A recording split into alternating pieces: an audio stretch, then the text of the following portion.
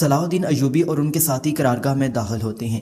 سناٹا دے کر صلاح الدین کہتے ہیں یہاں کوئی کیوں نہیں ہے، ہوشیار ہو جاؤ۔ اتنے میں وہاں سے فدائی نکلنا شروع ہو جاتے ہیں، پھر ان کے درمیان لڑائی شروع ہو جاتی ہے۔ وہ سب بڑی بہادری سے ان کا مقابلہ کرتے ہیں۔ اتنے میں ایک فدائی صلاح الدین کو مارنے لگتا ہے تو اسے ایک تیر لگتا ہے۔ تیر مارنے والا دمیر جان ہوتا ہے، وہ بھی فدائیوں پر حملہ کرتا ہے۔ آخرکار وہ ان سب کو مار گراتے ہیں۔ صلاح الدین ایوبی دمیر جان سے پوچھتے ہیں تم کون ہو؟ جواباً دمیر جان اپنی بیٹی کا بریسلٹ دیتا ہے تو صلاح الدین ایوبی کہتے ہیں تم ضرور دمیر جان ہو۔ دمیر جان کہتا ہے ہاں، آپ نے میری بیٹی کی حفاظت کی، میں آپ کا شکریہ ادا کرنے یہاں آیا ہوں، مجھے اپنا ساتھی بننے کی اجازت دیں۔ اس پر صلاح الدین ایوبی کہتے ہیں شام میں کسی ایسے کی ضرورت ہے جو ہماری آنکھ اور کان بن سکے، تم شام میں رہو گے، کچھ اہم ہوا تو ہمیں اطلاع دو گے۔ جواباً دمیر جان کہتا ہے سلطان نے جنگ روکنے کے لیے عصمت خاتون کو قیدی بنا لیا ہے۔ یہ سن کر صلاح الدین ایوبی کہتے ہیں ہمیں ریحانی کو رنگے ہاتھوں پکڑنا ہوگا، اب ریحانی میرے خلاف چال چلے گا، تم شام میں ریحانی کا پیچھا کرو گے، جب وہ شہر چھوڑے گا تو تم ہمیں آگاہ کرو گے۔ دوسری طرف بورو قبیلے میں زنگی سپاہیوں کو قیدی بنایا ہوتا ہے۔ زنگی سپاہی کاراتیگن سے کہتا ہے سلطان چاہتے ہیں کہ آپ قبیلے کو چھوڑ دیں، آپ عقل سے کام لیں۔ جواباً کاراتیگن کہتا ہے میں عقل سے کام لے رہا تھا، لیکن تمہارے سلطان نے میری بہن کو قیدی بنا لیا۔ پھر کاراتیگن لوہا گرم کر کے سپاہی کی آنکھ جلا دیتا ہے۔ پھر وہ اپنے سپاہیوں سے کہتا ہے ان کی آنکھیں نکال کر سلطان کے پاس بھیجو تاکہ انہیں معلوم ہو کہ میں کیا کروں گا۔ پھر کاراتیگن کی بہن کہتی ہے ہمیں رکنا ہوگا۔ جواباً کاراتیگن کہتا ہے ہم نہیں رکیں گے، میں اپنی بہن کو بچا لوں گا۔ دوسری طرف ریحانی محل چھوڑ کر اپنے سپاہیوں کے ساتھ جا رہا ہوتا ہے، جبکہ دمیر جان اسے دیکھ رہا ہوتا ہے۔ پھر دمیر جان کبوتر میں خبر ڈال کر بیچ دیتا ہے۔ ادھر امیر ایوب سلطان سے کہتے ہیں ملک نصر الدین یہ راز کیسے جانتا ہے؟ تو سلطان کہتے ہیں وہ رضائی ماں والی بات سے سمجھ گیا تھا، اگر تمہاری خاتون اپنی زبان بند رکھتی تو یہ نہ ہوتا۔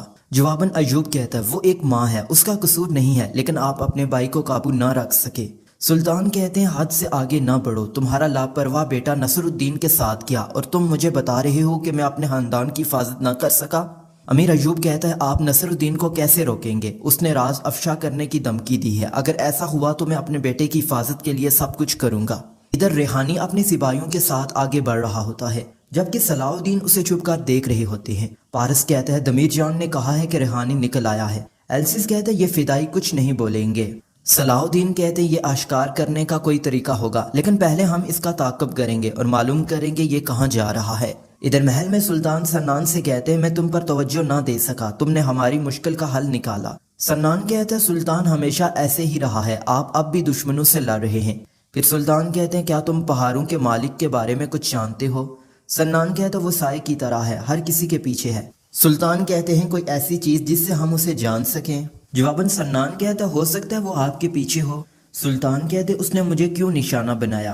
سنان کہتا ہے کیونکہ آپ قدس، مکہ اور مدینہ کو حاصل کرنا چاہتے ہیں، وہ ان پر قبضہ چاہتا ہے، آپ ان کے سب سے بڑے دشمن ہیں، اس کو روکنے کا واحد حل اس کی اطاعت کرنا ہے۔ تو سلطان کہتے اب میں چاہتا ہوں اس کا سر کاٹ کر عبرت کا نشان بنا دیا جائے، آپ شام میں اپنے سپاہیوں کے ساتھ قیام کر سکتے ہیں۔ اتنے میں امیر اصفہانی آ کر کہتا ہے کاراتیگن نے ہمارے سپاہی بھیجے ہیں۔ جب سلطان دیکھتے ہیں تو سب کی آنکھیں جلائی ہوتی ہیں۔ یہ دیکھ کر سنان کہتے ہیں آپ کو اتنی بڑی پریشانی ہے، آپ ملک صلاح الدین کو کیسے تلاش کریں گے؟ ادھر فاطمہ خاتون امیر ایوب سے کہتی ہے اگر نصر الدین کو صلاح الدین مل گیا تو وہ اسے قتل کر دے گا، ہمیں کچھ کرنا ہوگا۔ امیر ایوب کہتے ہیں سلطان اسے تلاش کر رہے ہیں، کسی بھی وقت افراتفری ہو سکتی ہے۔ دوسری طرف سلطان عصمت خاتون سے کہتے ہیں آپ کے بھائی نے میرے سپاہیوں کی آنکھیں نکال کر مجھے دھمکی دی۔ تو عصمت کہتی ہے مجھے ان سپاہیوں کے لیے دکھ ہے، لیکن اس نے جو آپ کے ساتھ کیا وہ کافی نہیں ہے۔ سلطان کہتے ہیں اپنی ضد کو چھوڑ دیں۔ جواباً عصمت کہتی ہے برسوں پہلے آپ نے مجھ سے کیے وعدے پورے کیے، آپ نے کہا تھا یہ شہر ہمارا ہے، لیکن پھر آپ نے ہم سے چھین لیا اور میرے دل کو تباہ کر دیا۔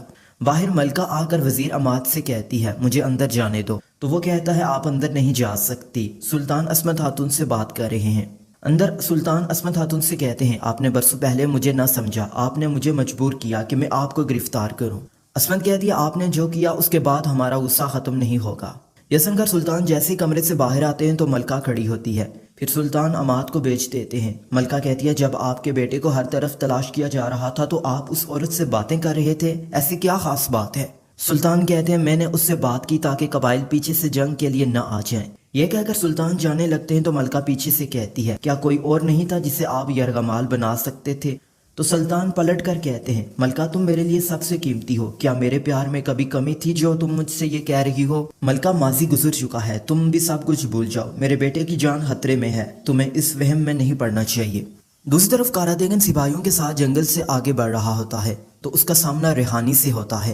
ان کو دیکھ کر کاراتیگن کہتا ہے کیا یہ زنگیوں کے کتے نہیں ہیں؟ کاراتیگن کہتا ہے حملہ، تو ریحانی کہتا ہے رک جاؤ، لیکن کاراتیگن اور اس کے سپاہی نہیں رکتے اور حملہ کر دیتے ہیں، پھر وہ ان سب کو مار گراتے ہیں۔ جیسے وہ ریحانی کی طرف بڑھتا ہے تو ریحانی کہتا ہے رک جاؤ۔ ادھر سنان گریگور سے کہتا ہے میں تمہیں استاد اعظم اور گیبریل کا انتقام لینے کا موقع دینے آیا ہوں۔ صلاح الدین نے عزت الدین کو قتل کیا ہے، ہر کوئی اس کی تلاش میں ہے، تم اپنے سپاہیوں کے ساتھ اس کے پیچھے جاؤ۔ گریگور کہتا ہے بادشاہ نے مجھے دھمکی دی ہے، وکٹوریا کو نظریں بند کر دیا گیا ہے، وہ اپنے لشکر کے ساتھ اسکلان آئے گا، مجھے جلدی حرکت میں آنا ہوگا۔ سنان کہتا ہے تم یہ مسئلہ مجھ پر چھوڑ دو، وکٹوریا کو بچا لیا جائے گا، بالڈن کا مسئلہ بھی ختم ہو جائے گا۔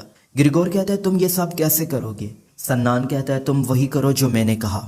ادھر کاراتیگن جیسے ریحانی کو مارنے لگتا ہے تو وہ کہتا ہے میں تمہیں تمہاری بہن دینے آیا ہوں۔ ریحانی کہتا ہے نہ تو تم سلطان کو نقصان پہنچا سکتے ہو اور نہ ہی اپنی بہن لے سکتے ہو، تمہارا ہدف سلطان نہیں بلکہ صلاح الدین ہونا چاہیے۔ صلاح الدین نے ملک عزت الدین کو قتل کیا ہے اور ہر جگہ اس کو تلاش کیا جا رہا ہے، اپنے سپاہیوں کو اس کے پیچھے بھیج دو، تم اسے ہمارے حوالے کرو تو ہم تمہیں تمہاری بہن دیں گے۔ کاراتیگن کہتا ہے نور الدین زنگی نے کہا ہوگا کہ کاراتیگن کو بولو میرا بیٹا ڈھونڈ کے میرے پاس لائے اور وہ میری بہن کو میرے حوالے کرے گا۔ صحیح کہا نا؟ تمہیں کیا لگتا ہے کہ بھیڑیے گیدڑوں کی چال میں پھنس جائیں گے؟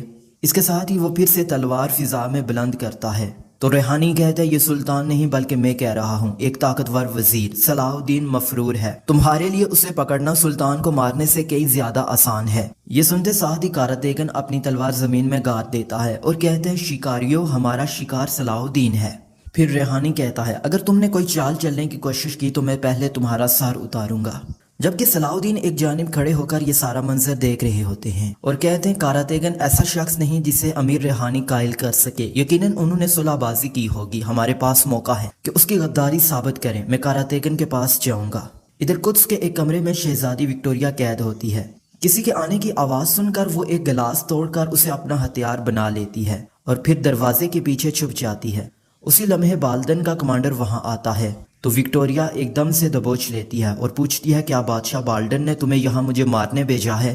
تو کمانڈر کہتا ہے میں تمہیں مارنے نہیں بلکہ بچانے آیا ہوں، میں یہ اس لیے کر رہا ہوں کیونکہ آپ بادشاہ سے زیادہ اہم ہیں۔ اس پر وکٹوریا کہتی ہے تم بادشاہ کے سب سے وفادار آدمی ہو، کہیں تمہاری وفاداری کسی اور کے لیے تو نہیں ہے؟ تو کمانڈر کہتا ہے سلطنت کے مفاد کے لیے یہی ٹھیک ہے، چاہے تو آپ یہاں سے جا سکتی ہیں۔ وکٹوریا کے پرسکون ہونے پر کمانڈر پوچھتا ہے آپ کہاں جانا چاہتی ہیں؟ تو وہ کہتی ہے میں سرائے میں جانا چاہتی ہوں، مجھے بادشاہ بادن سے کچھ حساب کتاب کرنا ہے۔ اس کے ساتھ ہی وہ دونوں وہاں سے نکل جاتے ہیں۔ اس کے بعد ہم دیکھتے ہیں سلطان صلاح الدین ایوبی کی قرارگاہ میں ان کے کمرے میں موجود ہوتے ہیں اور چیزوں کی جانچ پڑتال کرنے میں لگے ہوتے ہیں اور کہتے ہیں کوئی سراغ ہوگا جس سے پتہ چلے گا کہ وہ کہاں ہے۔ شیر کو کہتا ہے میں نے پورا خیمہ دیکھ لیا ہے، کچھ نہیں ملا۔ سلطان غصے میں چیزیں ادھر ادھر پلٹ دیتے ہیں اور کہتے ہیں وہ تمہیں مار ڈالیں گے صلاح الدین میرے بیٹے۔ اسی لمحے وزیر عماد وہاں آ کر کہتا ہے میرے سلطان ملک نصر الدین اپنے کچھ سپاہیوں کے ساتھ شام سے روانہ ہوا ہے۔ یہ سنتے ہی سلطان غصے سے کہتے ہیں میں نے اسے کہا تھا کہ کچھ بھی مت کرنا، اگر اس نے صلاح الدین کو تھوڑی سی بھی تکلیف پہنچائی تو میں اسے زندہ نہیں چھوڑوں گا۔ ادھر قبیلے میں کاراتیگن اپنے سپاہیوں کو جمع کرتا ہے اور کہتا ہے میں نے صلاح الدین کے پیچھے سپاہی بھیجے ہیں، اگر کسی نے دیکھا تو مجھے آ کر خبر دینا۔ سوریا کہتی ہے تم نے اس کے پیچھے سپاہی کیوں بھیجے؟ کاراتیگن کہتا ہے اس نے اپنے چچا زاد بھائی کو قتل کر دیا ہے۔ سوریا کہتی ہے تم جھوٹ بول رہے ہو۔ یہ سنتے ساتھ ہی اسما خاتون اس سے کہتی ہے زنگی کا بیٹا ہے، کچھ بھی کر سکتا ہے، فکر نہ کرو۔ اور کاراتیگن سے کہتی ہے ہم اسے دیکھتے ہی آپ کو اطلاع کریں گے، جبکہ صلاح الدین ایک طرف سے قبیلے کو دیکھ رہے ہوتے ہیں۔ اسی لمحے کاراتیگن کے دو سپاہی صلاح الدین کی گردن پر تلوار تان لیتے ہیں اور کہتے ہیں حرکت مت کرنا، مگر صلاح الدین ایک دم سے انہیں مار گراتے ہیں اور کہتے ہیں شکار کون ہے اور شکاری کون، ہم دیکھیں گے۔ ناظرین یہاں پر یہ ایپیسوڈ ختم ہو جاتی ہے۔ اگر آپ کو ہماری ویڈیو اچھی لگی ویڈیو کو لائک کریں، چینل کو سبسکرائب اور کمنٹ باکس